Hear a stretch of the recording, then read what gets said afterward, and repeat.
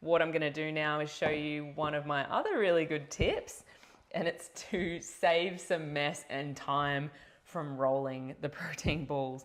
Because let's be honest, rolling the protein balls is probably the most annoying thing about making protein balls. It's the most manual, time-consuming thing. So there's a couple of tips I can give you that will help you save a little bit of time in that regard. The first one is if you just really can't be bothered to roll them into balls, then you can just pour all the mixture in and push it down nice and firmly and then cut it so that you have more of a slice than protein balls. It's the same, but just less labor intensive, and you can sprinkle your coconut on the top if you still want to use some coconut.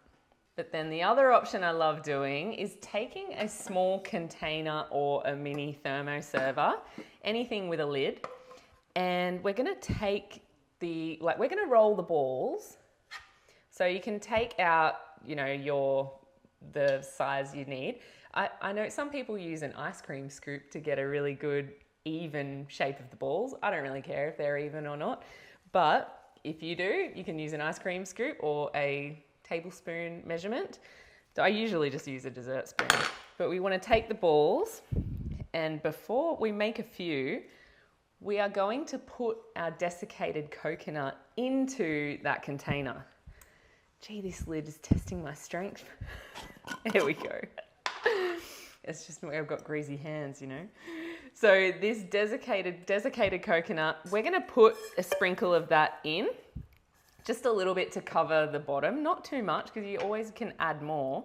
And then as we roll the balls and just throw them inside, we're gonna do a few at a time. So you really just give them a quick roll, drop them in. And so I'll do 3 for you. Pop them in. Now just pop the lid on and give them a little shake.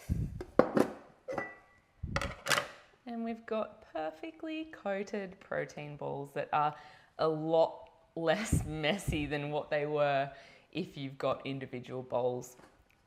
So that is my other tip with the protein balls, specifically the rolling of them.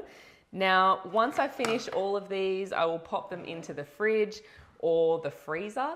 I love doing multiple batches at once because you saw how clean that bowl is, and it's basically the same sort of ingredients. So especially if you only have one mixing bowl, you can just take all that out and do another batch. You've already got most of the ingredients out anyway. So it's really good to do a couple of different flavor batches at a time, and then you can have them in the freezer.